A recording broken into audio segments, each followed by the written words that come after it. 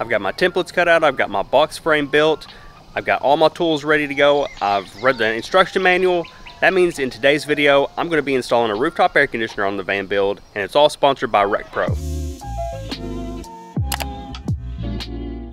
Now, one thing I will say about this air conditioning unit is that the included manual is actually really good. It's really easy to follow, and it has exact measurements on how to make your template, and it also gives you instructions on how to make a template for the unit. So I didn't spend a lot of time on this. There's exact measurements in the manual.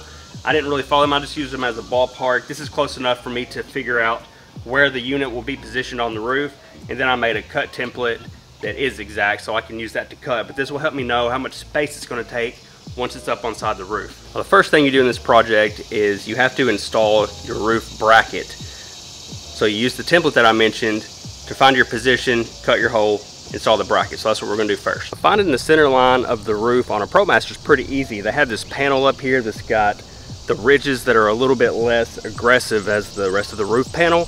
There's 5 little ribs, so you can just choose the one in the middle, put a mark on the center, you're good to go. So it looks like my cut hole will eliminate these 3 middle ribs, so that's going to leave a completely flat mounting surface for that bracket to sit on. So that's kind of just luck of the draw, I guess, with the ProMaster. But I sure am glad to see that. So that'll be really easy to seal up.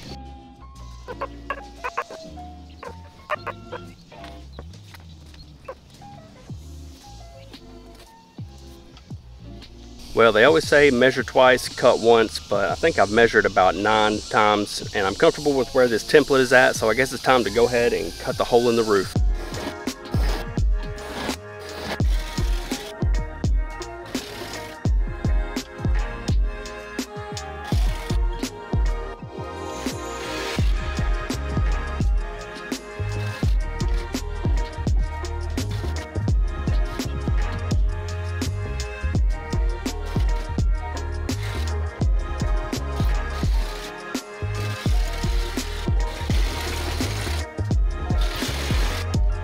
All right, the hole's cut. I tested out with the bracket. Looks like it fits fine.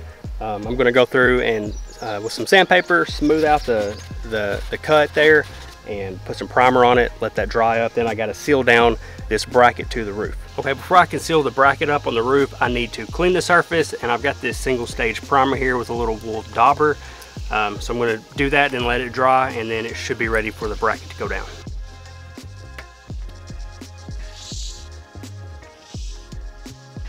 These little wool daubers are awesome for these cut edges. I wish I would have had these whenever I did all the windows. I didn't find them until the last one, but these are great. Definitely pick up some of these if you're doing these cuts. Now the instructions tell you to apply the lap sealant directly to the bracket and then put it up on the roof. And it says to make a bead all the way around it.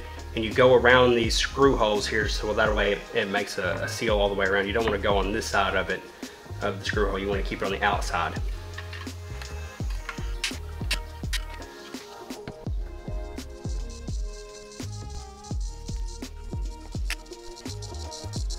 Okay, I have the roof bracket glued down with lap seal. It's going to take a little bit of time for that to dry. My next step is to put the unit up on the roof. This thing is too big and heavy and awkward for me to get up a ladder, so I'm going to have to phone a friend while the lap seal is drying. Okay, me and my buddy Scott, we got it up on the roof. We backed his truck up to the side. He's got a topper on it. We just put it up on the topper, stood on the tailgate, and lifted it up there. Pulled the cardboard out, and now we're ready to go. Now we got to position it above these holes here and line up to where we can run the bolts up into the rooftop unit. Can you feel it? Are you able to pick it up? Yeah. How's it looking? It's pretty good. Yeah, that's it right there. Okay.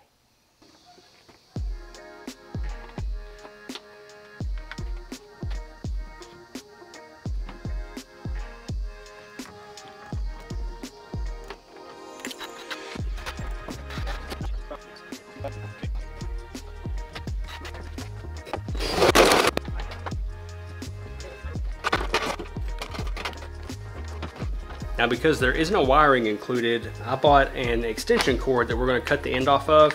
You can't just use a regular household extension cord. This needs a 20 amp cord. You can tell the difference on those because one of the three prongs is turned sideways. Now this also has heavy duty wiring. This is 12 gauge instead of the standard 14 gauge that you see on normal household 15 amp extension cords. So this is kind of special. I couldn't find this at Menards or Lowe's, Home Depot, or any of our local hardware stores, so I had to order this on Amazon. Any of these products that I'm using, I will be putting links down in the description below. Okay, so something that I never considered was how you run the wire into the fan unit to where it connects up with the wiring in the rooftop unit. I think the best route might be to drill a hole in the wood, but we've already got it bolted in. I wish I would have known that before. I could have went ahead and had a hole drilled in it. That would have been way easier, but I might just see if I can put a hole in it after it's already up there. I built a simple box frame out of some 1x2 I had in the shop. This will help support the weight of the unit up on the roof, as well as give some support for the mounting hardware and the bracket. Later on, whenever I finish out the ceiling, I'll use this as my ceiling space to gap out the finished ceiling and the control unit. This is when I should have drilled a hole in the side to run the cable into, but I didn't know to do that ahead of time, so I had to do it after it was installed up on the roof. It was fine. I ended up using a 1/2" drill bit and put a hole in the side, and we were able to get the cable into the unit that way. Scott here is a professional electrician, so he connected up the wires for me. It looked pretty simple though. I think it was just 3 wires. Pretty easy and simple stuff. I think anybody could do it, but since he was here on hand, he's a professional, I'll just let him handle it. All right, so since the rear vent will be blowing into the bulkhead, it says to block off that vent from the inside. So I'm going to put some gaff tape on the inside of that just to kind of block the airflow off.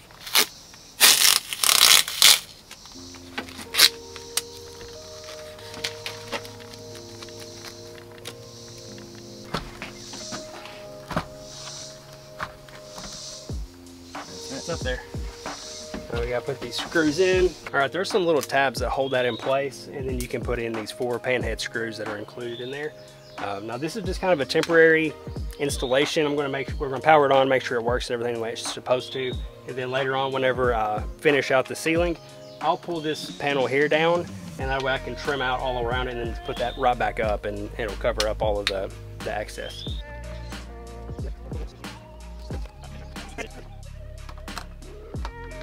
All right, we're gonna try to fire this thing up for the very first time. I don't really know how to operate this yet. It's all done by remote control. There's no buttons on the unit.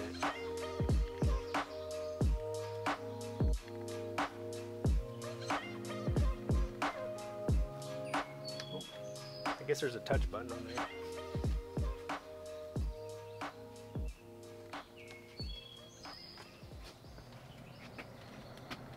The compressor kicked on. It's really quiet.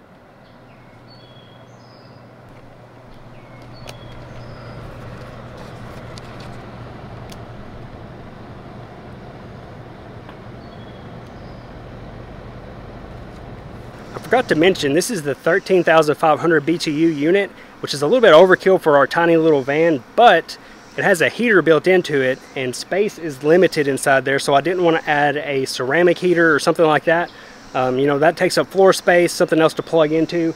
So this I have mounted up on the ceiling. It works off that remote, doesn't take up any floor space whatsoever. It runs off shore power like the air conditioner unit. So that's why I chose that. Plus it's the low profile model. It's only 7 inches above the roof line, so it doesn't take up much space there. It's just barely taller than the Max Air fan. All right, that's gonna do it for this episode. The air conditioner install went great actually. It was easier than I expected it to be. Everything went really smooth. Big shout out to my homie Scott over there for helping out, move it around, getting it up there on the roof, getting it wired up. If you're interested in one of these air conditioner units or anything from RecPro, their website actually has a whole lot of outdoor and camping stuff. It has way more stuff than I had anticipated. So check out recpro.com, and if you want to get one of these, I'm going to put a link down in the description below for the unit. It's available on Amazon, and it's also available obviously from their site. And if you want to use my discount code GENTRY, G-E-N-T-R-Y, at their website, you can get a nice little discount. That tells them that I sent you there, and they give you, I think, 5% off for using that. So definitely worth it. Check out their website, see if there's anything else that you're interested in. Be sure you join me for the next episode. I'm going to be doing the subfloor, and I'm going to build a sliding mountain bike tray. So make sure you're subscribed if you're not already. Hit that like button and get notified the next time I post a video. So I'll see you then. Thanks a lot.